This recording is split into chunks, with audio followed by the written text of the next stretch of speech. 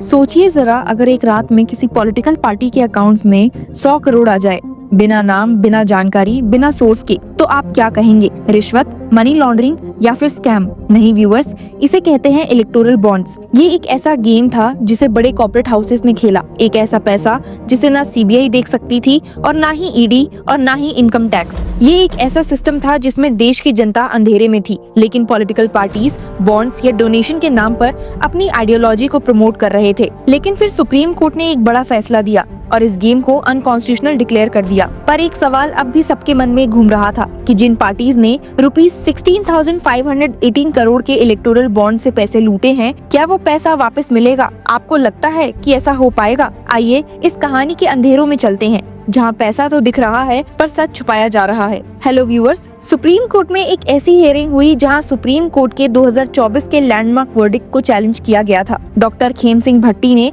Supreme court के 2 अगस्त 2024 के फैसले को चैलेंज किया था, जिसमें कोर्ट ने इलेक्टोरल बॉन्ड स्कीम से पॉलिटिकल पार्टीज को मिले ₹16,518 करोड़ को कॉन्फिस्केट करने की मांग की थी। भट्टी का कहना था, ये सिर्फ डोनेशंस नहीं है, बल्कि ये तो क्विड प्रो क्वो ट्रांजैक्शंस हैं, पैसे के बदले फायदा। उन्होंने तो ये तक डिमांड कर दी थी कि कोर्ट स्पेशल इन्वेस्टिगेशन टीम से प्रॉब करवाए और पूरा पैसा जब्त कर दिया जाए। अब जब सबकी नजरें इस बात पर टिकी थी कि क्या सुप्रीम कोर्ट ऐसा करेगा, आप सोचिए, ₹16,518 करोड़ का पैसा, इतना पैसा कि आम आदमी गिनते गिनते थक जाए। और ये पैसा पॉलिटिकल पार्टीज ने इलेक्टोरल बॉन्ड्स के जरिए इकट्ठा किया था। लेकिन जब सुप्रीम कोर्ट के सामने पिटीशन लगाई गई कि ये पैसा जब्त करो क्योंकि इसमें क्विड प्रो क्वो यानी कि लेन देन की सेटिंग्स हो सकती हैं, तो कोर्ट ने कुछ ऐसा कह दिया जिसकी कल्पना कर पाना भी मुश्किल है। सुप्रीम कोर्ट ने साफ साफ कहा that court cannot be asked to embark upon a roving inquiry into the purchase of the electoral bonds। जी हाँ, चीफ जस्टिस संजीव खन्ना और जस्टिस जेबी पर्दीवाला और मनोज मिश्रा की बेंच ने एडवोकेट डॉक्टर खेम सिंह भट्टी की रिव्यू पिटीशन को एक झटके में खारिज कर दिया है। कोर्ट ने रिमार्क किया, we don't find any merit in the review plea, accordingly we dismiss it। आपको बता दूं कि ये पहली बार नहीं है जब सुप्रीम कोर्ट ने इलेक्टोरल बॉन्ड्स के मामले में ऐसी डिमांड्स को खारिज किया हो।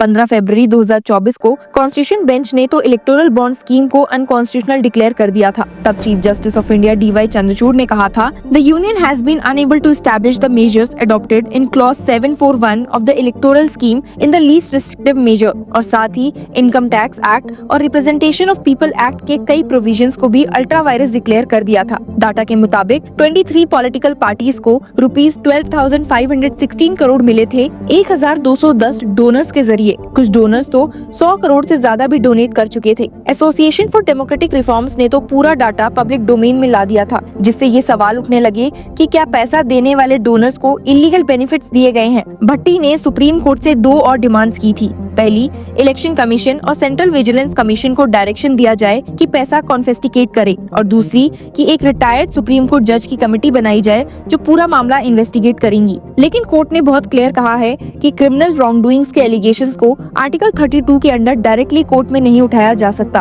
क्योंकि लॉ में ऑलरेडी ऑल्टरनेटिव्स अवेलेबल हैं, जैसे कि क्रिमिनल प्रोसीजर कोड के प्रोविजंस या आर्टिकल 226 के तहत हाई कोर्ट अप्रोच करना। Bench has ordered allegations involving criminal wrong doing on the other hand are of a distinct nature, where recourse to the jurisdiction of this court under Article 32 of the Constitution should not be taken as a matter of course, particularly in view of the remedies available in law। अब supreme court का stand तो आपने सुन ही लिया है। क्या आप guess कर सकते हैं कि सरकार फिर से इलेक्टोरल बॉन्ड स्कीम लाना चाहती है या नहीं? आपकी जानकारी के लिए बता दूं कि सरकार ने शुक्रवार को साफ कर दिया है कि अभी तक इलेक्टोरल बॉन्ड स्कीम के बदले कोई ऑल्टरनेटिव मैकेनिज्म लाने का प्लान उनके पास नहीं है।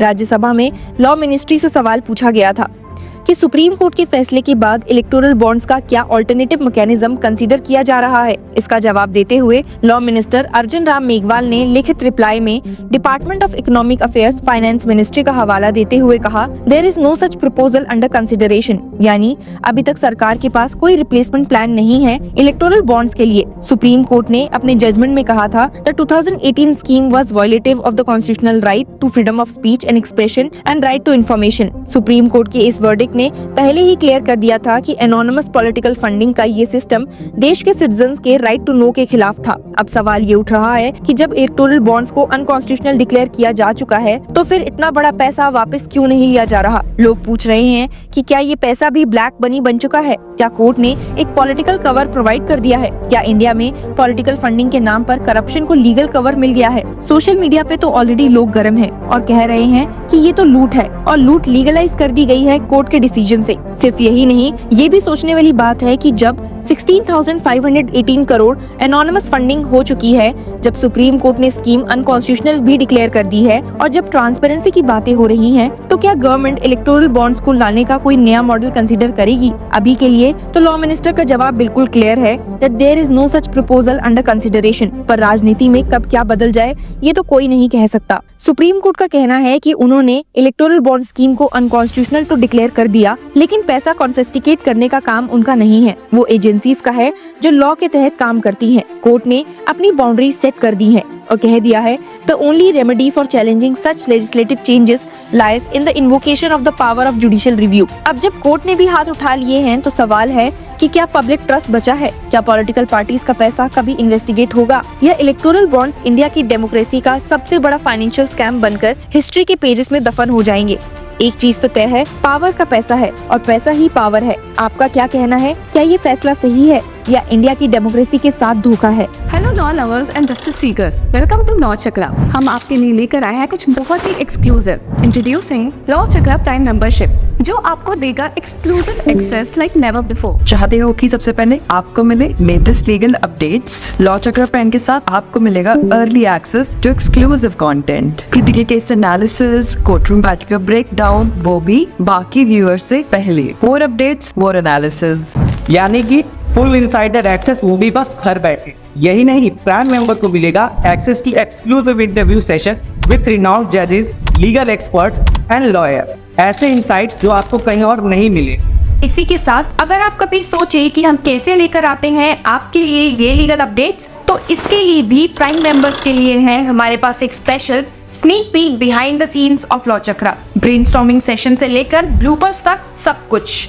In short, more content, more update and more analysis. Political legal controversies हो या इन डेप्थ लीगल सेशंस, सब कुछ आपको मिलेगा एट वेरी मिनिमल प्राइस। बनिए लॉ चक्रा की प्राइम मेंबर और अनलॉक कीजिए full potential of legal knowledge. अभी ज्वाइन कीजिए।